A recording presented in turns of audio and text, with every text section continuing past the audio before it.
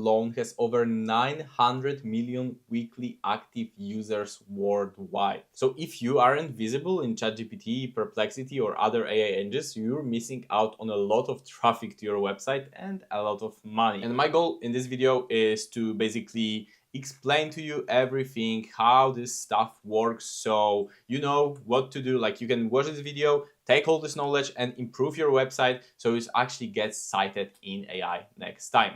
So let's start with what changed, because for the 30 years of existing of the internet, it was basically a human, so a pair of eyeballs, and basically going to your website and checking out, buying something, right? Obviously, there was some SEO, so like site A, site B, and they had to choose your site. And you were basically competing for the places in Google. So like if you're not in the top 3, top 5, you're basically done. Like no one cares about after the top 5. But right now, this thing changes because you have a pair of eyeballs who is using ChatGPT or Perplexity, some AI agents. And with that said, this customer of yours, potential customer lead, is putting trust into an agent to choose the best product for him. I'm talking here specifically about e-com because this is where I have the most experience in. So essentially, if I'm looking for a new headphones, I will go to an agent and describe what I want, what I need, and I will get recommendations. And I trust him because I'm also lazy and I don't want to go manually search all the sites. He will recommend these things to me. Also, he's my therapist, so I just trust him with doing my shopping too, right? And with things changing, websites are changing now too drastically and dramatically. I want you, for the time of this video, just think about our AI agent as an impaired person, as a disabled person, a person who is blind. And this blind person has to go to a website and choose the best product for user, for a customer. And this is how AI agents really work, because they don't really care anymore, maybe not necessarily a layout, but more of as how pretty your website is, about your design and everything.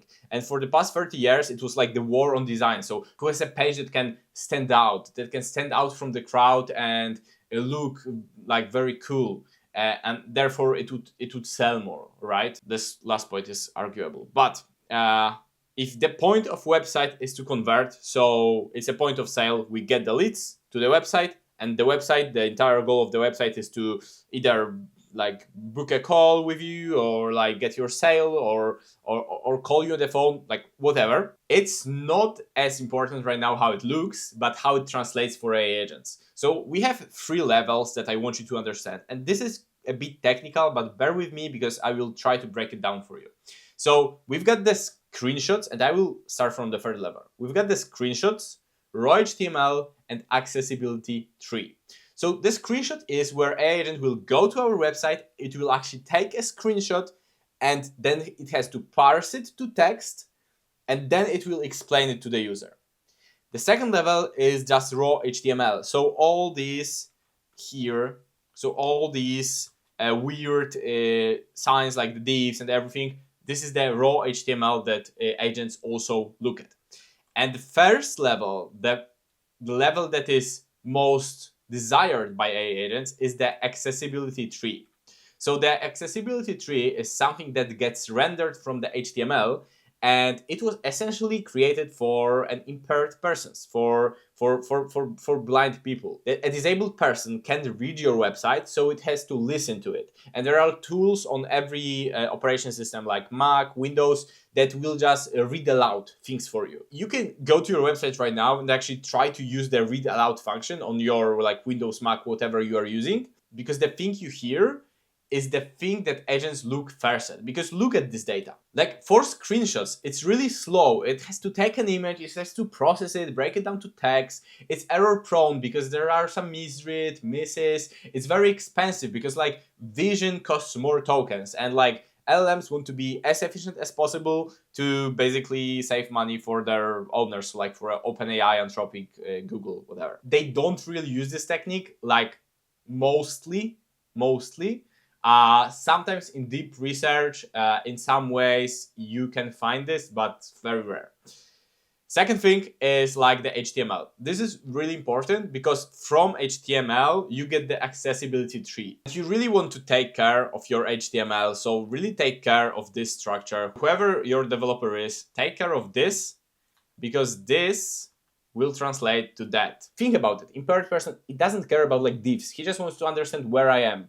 And from this, I can see that it's Nike Pegasus. There's like the image of the red running shoe, probably Nike Pegasus. There's the text, so we have the price, and then we have the quantity. So there's only one item left, and it has a button to add to cart. And now the agent knows, okay, these are the shoes that my customer, my user is looking for right now, so I'm gonna recommend it. And the agents are token efficient. You can translate it to just being lazy. So the fastest you give them the best data, they will cite you. So it's really important to take care of this. So now, all these rules are the rules that you should have followed for the past 20 years. Funny thing is, a lot of people don't, because the entire promise was to focus your websites on design or on speed. Now with AI, you're just pushing this website, like hundreds of websites, and think like everything will be cool. But you really need to take, like, you use AI for coding, like fine, but take care of the structure of the website, because funnily enough, it's the same rules, but now you really need to pay attention to the accessibility parameter on your websites if you want to rank high in, or like rather get mentioned in AI. So first thing first, use semantic HTML. So don't do too many divs, just if it's a button, do a button.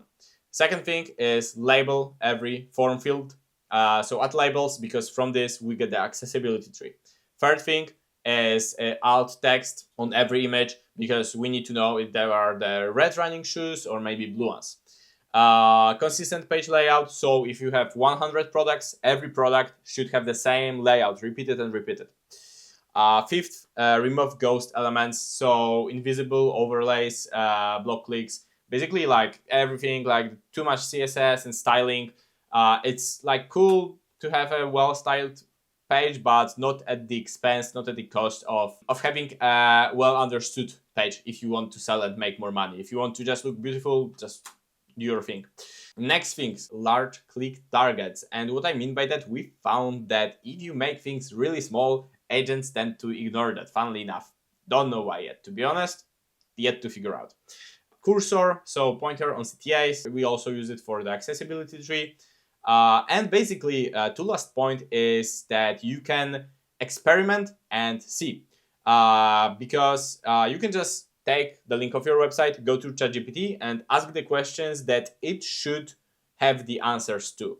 Now, is this 100% good method? It's good in a way that it will take you, it can get this information. It's bad in a way that you're going directly to your website. You're not actually going for an auction, so you're not actually competing with other websites at the same time. You're just giving your website, and the entire focus is on the one website.